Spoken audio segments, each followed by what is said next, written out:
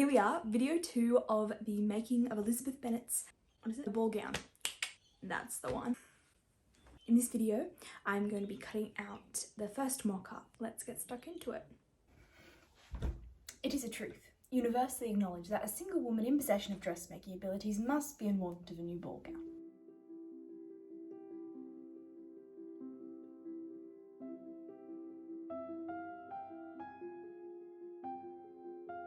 These pattern pieces I'm using are from the dress I'm wearing right now, because when making Lizzie Bennet dresses, you might as well wear Lizzie Bennet dresses, am I right? Obviously changes will need to be made as it is a different design and I made this dress years ago, however it is the perfect foundation for this mock-up. And yes, my sewing table is a pool table. You work with what you got.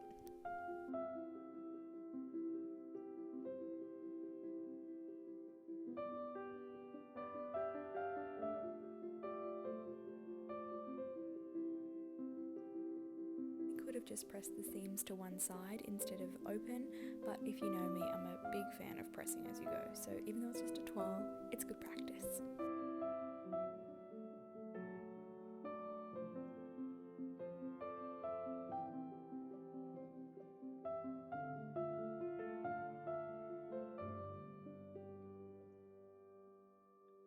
I then tried my hand at the ruching, figuring out the placement of the gathering points, but came to the conclusion that this step is probably easier draping over the actual body, but we'll see how we go.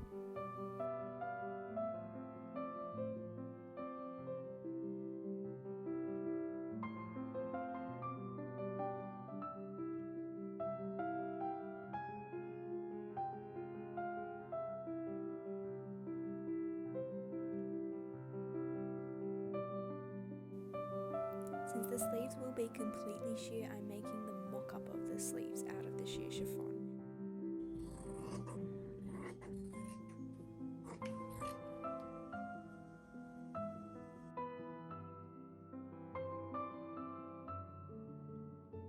Now for that frill ruffle neckline thing.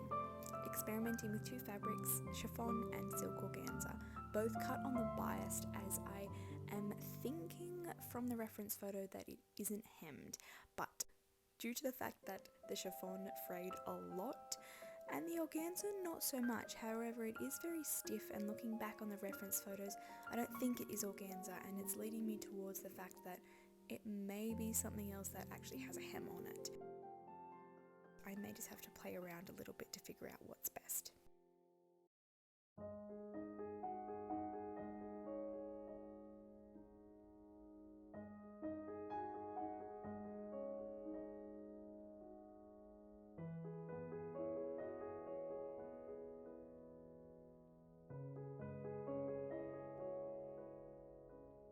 There's always changes to be made during the fitting process, not only with the fit but with the design also. However, I'm pretty happy with how this first look has turned out. Still a long way to go, but with a little bit of imagination I can see that it is starting to look like Lizzie Bennet's gown. Alright, all in all, pretty happy. But one thing that I did come across was this, what are you? Chiffon. This chiffon is a crinkle chiffon, which I originally wasn't going to use because it's got little crinkles in it. She doesn't have in her gown, and I was going to order just regular chiffon. I was just using it for the toile, just to get a feel for the flow of it all.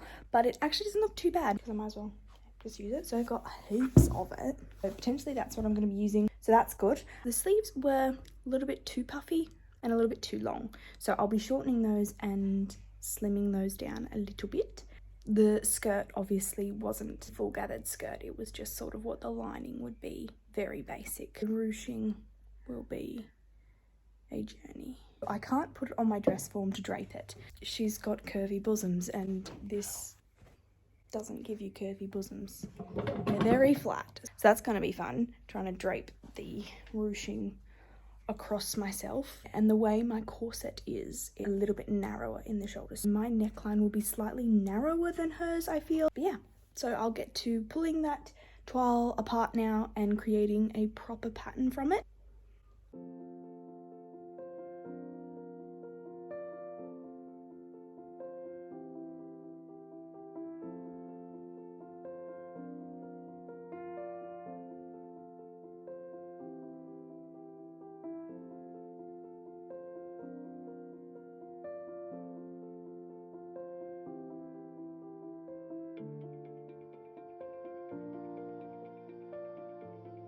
Pretty happy with today's work. Still quite a few wrinkles to iron out with the design, but that will come in the following fittings with the actual fabric. My mock-ups tend to be very rough. They're like, oh yeah, that'll do, I'll figure it out in the real one. Then when I get to the real dress, I'm like, I should have figured this out in the mock-up. It just would have been so much easier.